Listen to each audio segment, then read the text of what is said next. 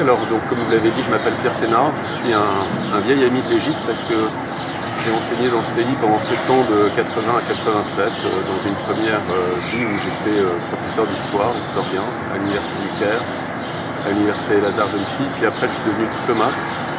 Et donc dans mes fonctions actuelles, je suis directeur des relations internationales de l'École nationale d'administration, ce qui me donne l'opportunité de revenir plusieurs fois par an au Caire.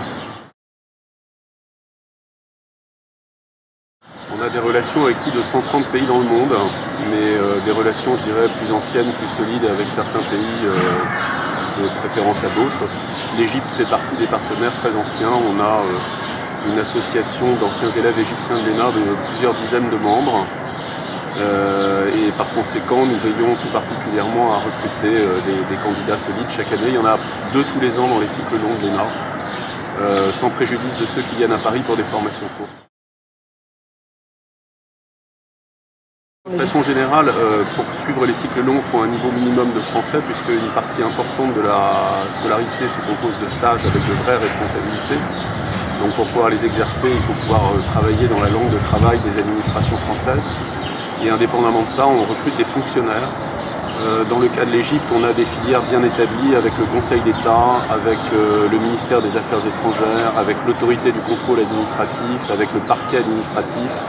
Et on essaye d'ouvrir aussi les portes de l'ENA à d'autres ministères. J'ai vu hier par exemple le ministère du Commerce et de l'Industrie. Donc ça c'est le premier point, des candidats bons francophones, déjà fonctionnaires confirmés, qui ont un haut potentiel, c'est-à-dire un potentiel de développement parce que c'est une école du leadership. Et puis également il y a une dernière dimension qui est très importante pour nous, c'est quand même la parité, c'est une valeur française et on essaye de la développer aussi à l'international. Et heureusement, l'Égypte fait partie des pays aussi où on trouve des candidates femmes de très très bonne qualité. On a une coopération bilatérale, par exemple avec le ministère des Affaires étrangères. On reçoit tous les ans à Paris pour une visite d'études une dizaine de jeunes nouveaux diplomates égyptiens.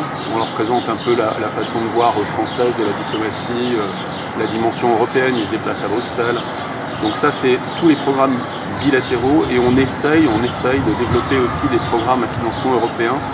Nous travaillons avec des partenaires néerlandais sur un programme d'appui au ministère du Développement local qui comporte d'ailleurs une composante dans 3 gouvernorats pilotes. Donc c'est des choses un peu compliquées à mettre en œuvre mais tout à fait passionnantes.